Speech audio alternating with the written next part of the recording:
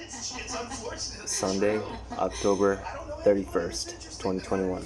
Yeah. That's it. I know a lot of nice people that had it easy. They're lovely. They're wonderful. Yeah. But they're not, like there's something about the emotional depth of your music and your lyrics that probably wouldn't be possible if you grew up in the suburbs with a happy mom and a happy dad. I don't want to say wouldn't be possible, because everybody's got their own trials and tribulations in life, and just the existential angst of being a living finite organism. I'm spinning around on the planet, curling with all those things. But I don't think they fuck with you as much as being a 15-year-old homeless in Alaska. I think that's with an abusive family. That's a whopper. That's a heavy load to carry. It either breaks your back or you develop some fucking intense quads. It's true. Because you carry it around. I wasn't homeless in Homer, by the way. I had a cabin and I paid rent. And I had jobs up there in San Diego. Oh. That was later. It was when I was 18. I wouldn't have sex with the boss and he wouldn't give me my paycheck. And so I was like, fine. The story got worse.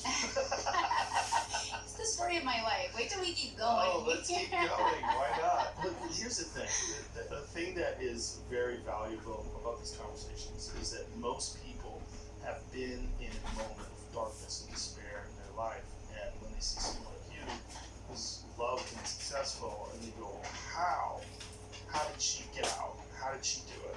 And these conversations like this, these descriptions, your own personal experiences that you're relaying in this very honest way is fuel for people. It's so valuable.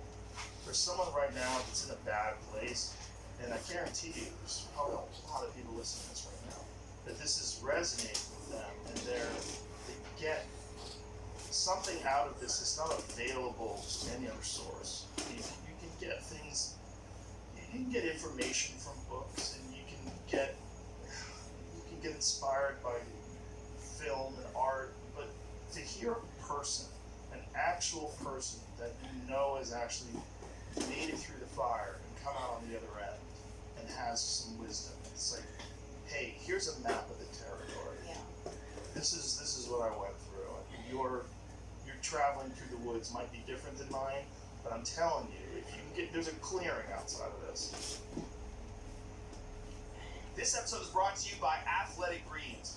Even if you have the healthiest diet imaginable, it's hard to give our body everything it needs, which is why I take Athletic Greens. Just one tasty scoop of AG1 contains 75 vitamins, minerals, and whole food sourced ingredients.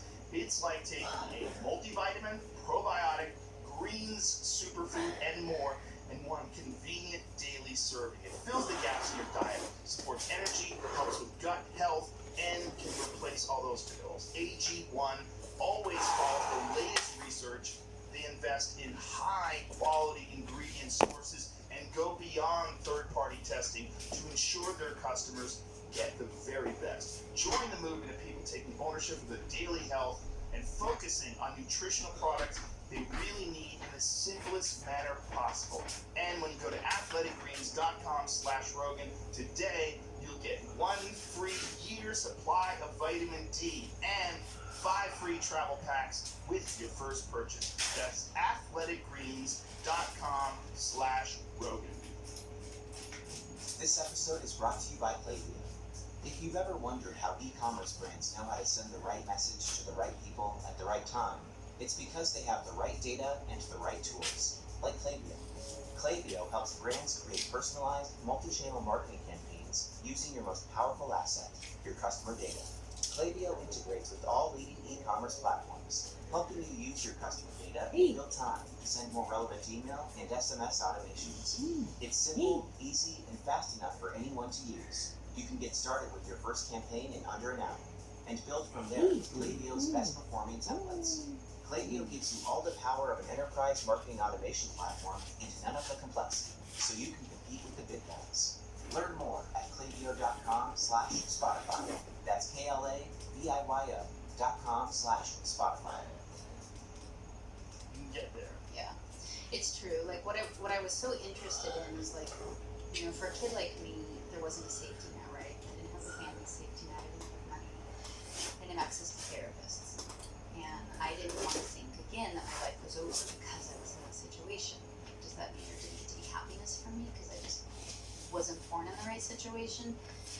And that's what, one of the things that really inspired me to keep going. And then once I, got discovered, I wanted to see if this was teachable to other people, because I was very concerned about the people that, again, didn't have those safety nets, didn't have access to therapy. And God forbid, what if therapy doesn't work for you? What if you go to a therapist, you just don't feel better and your life doesn't change? Those people often want to really kill themselves because they think it must be me. Like, the expert can't fix me. I must be truly broken, which is not the right takeaway. It's just the wrong therapist. It's just the wrong thing, or it's not practicable enough. And so I started taking these exercises and really thinking about them, of like, all right, what exactly did I do? Like, how did I make these really practicable? And then can I teach them to other people? And so I formed a youth foundation about 18 years ago with a friend. And we just give we have these types of conversations with them. And you go, look, you have this pain, but this pain can get transmuted and transformed into rocket fuel for an incredible life if you don't tank with anger and bitterness and go down that road. You have to transmute it. And it is like, it's medicine, it's poison, it's being bitten by the snake and having to transmute it and turn it into medicine. Being able to teach kids how to do it without therapists, and I'm not anti-therapist at all, it's just that I think we should be taught skills to be able to do this for ourselves. It is in us, and these kids are going to find their own unique ways to do it for themselves, and it works. Like ours, we take complex PTSD, self-harming, eating disorders, suicidal ideation, and these kids turn around in radical fashion, and they're happy, and you can see what it looks like on the other side of suicide ideation. What is the name of this organization? It's called Inspiring Children. And is your website? Yeah, inspiringchildren.org. Probably. Yeah. So, take me through this process. So you're 15, you're living in Alaska. How do you get to San Diego? When I was cleaning buildings in Homer, Alaska, for rent, a dance teacher came from out of state, and he was doing a 2-week dance workshop, and I wanted to take it. And so I asked him if I cleaned his studio in exchange, would he let me take a dance class? Turns out I was a really crappy dancer, but he found that I sang. I was gigging in town with my dad, and so he came to see me sing. And he was a teacher at a fine arts boarding school in Michigan called Interlochen. He was really talented. You should apply to this boarding school. So he helped me get an application, and I filled it out. And I got a $5,000 scholarship, but I still needed to raise $10,000 in very little time, like a month. And 3 women in Alaska, they were like, you can do this. Like, you can do a fundraiser. I'm like, what's a fundraiser? And they're like, they're like, can you do anything to raise money? I was like, I can sing. Because I've been singing with my dad since I was 5. And then in bars since I was 8, but I only sang backup. I sang harmony. I didn't sing my own songs, certainly. And so I left Cold Porter. I loved Cold Porter because there was a gay man in me dying to get out of here. And I loved the entire Cold Porter song, and so a local piano player learned the piano parts, and so I sang these Cole Porter songs. And the town, and my aunts taught me, how to make flyers and how to pass them out, and then how to go to businesses and ask for donations, and then how to auction them off during the show. And so these 3 women just really hooked me up. And I earned $10,000 that night. The whole town basically came together to send me off, which was really neat. And so off I go to school. I'm a feral animal at this point. I'm not very housebroke, I'm not a real cultivated. I was scrappy for sure. So I had enough money to get a plane ticket to Detroit, but I had to hitchhike from Detroit up to Traverse City, which is so dumb, but that's what I did. I don't know how far it is, but Traverse City for the school is pretty far in the Upper Peninsula, Michigan.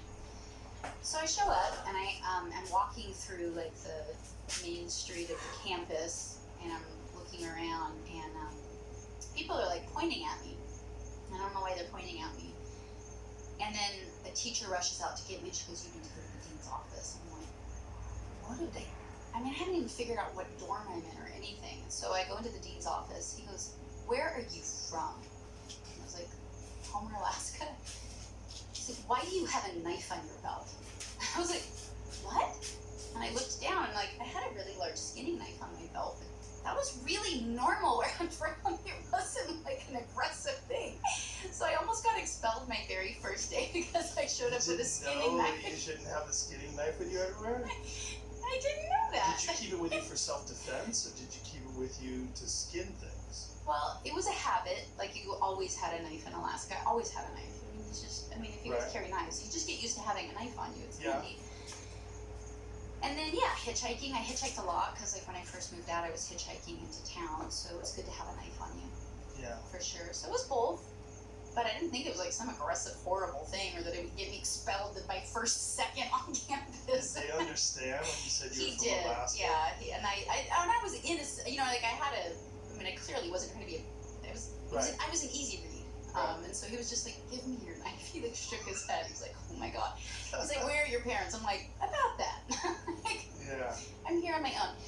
And he goes, do you have money for books? I was like, what do you mean? I'm at school. Like, right, you give me the books. You give me the books. And he was like, he shook his head again. I just remember him looking at me like, who is this kid? And he's like, do you have food? I was like, I'm at a boarding school. Like, I thought they'd have food. Yeah.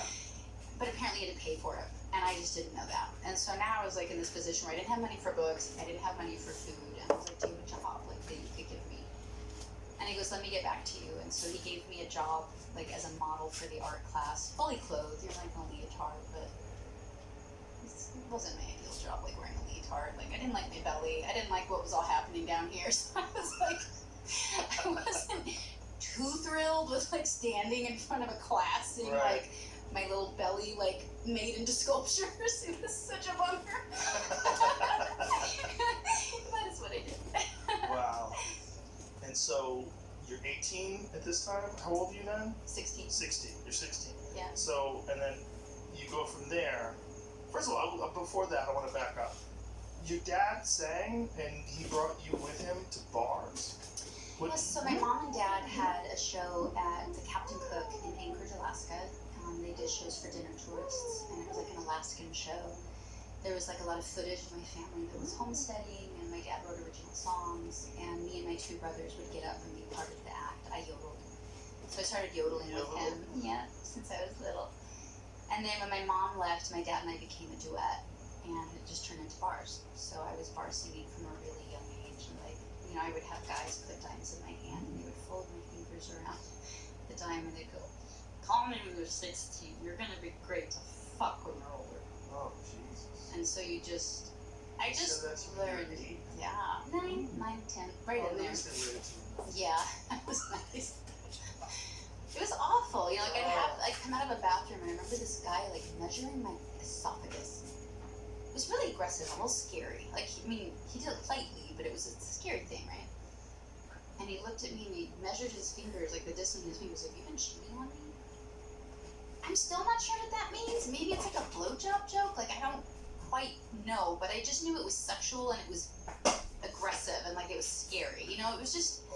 So that's just what I was raised around. But I learned so much too. Like, I learned everybody was in pain. Everybody was in pain. You learned this from bars. Yeah.